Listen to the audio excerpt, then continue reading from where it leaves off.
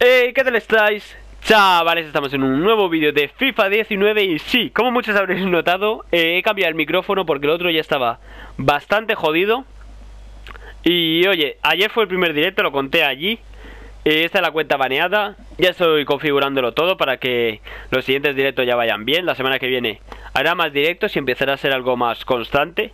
También haré de directos en Twitch, pero esos no creo que ya sean tanto de FIFA, la verdad, sino de Fortnite y otros juegos, que yo soy de los que sigue jugando al Fortnite.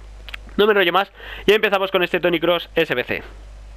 Como siempre, suscribiros y dejar un muy buen like si os gustan este tipo de vídeos, y suscribiros para no perderos ningún vídeo, que aquí subimos todos los SBCs. Este nos pide dos plantillas, valen unas 90.000 monedas. Esta plantilla de Alemania vale 17.000 monedas.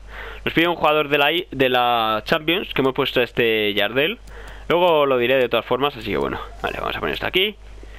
Y empezamos con Jonas, Bruno Fernández, Nani, Brandt, Danilo Pereira, Pizzi, Alex Telles, Felipe, Jardel, que es el jugador de la Champions que hemos puesto, Bender y Casillas.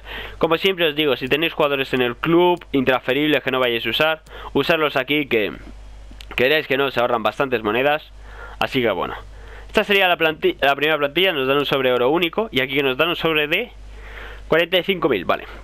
Este ya nos da una valoración de 85 de media. Y ya está, no nos pide nada raro. Este empezamos con Brahimi, Jonas, Iago Aspas, Pizzi, Manu Trigueros, William Carballo, Hamsik, Savic, Nacho Fernández, Sergio Roberto y Navas. Aunque tenga Nacho, no necesitan lealtad, ni esta plantilla ni la otra. Y Hamsik os serviría cualquier jugador que tenga 87 de media. Así que si tenéis para el club cualquier jugador de 87, pues oye, ponerlo y os lo ahorráis, ¿sabéis? Que yo es lo que os aconsejo siempre. ¿Es aquí un intransferible que no vayáis a usar? Pues la verdad sale bastante rentable. Y nada, no me enrollo más, con esto lo tendríamos todo. Dejar un muy buen like y suscribiros para no perderos ningún vídeo.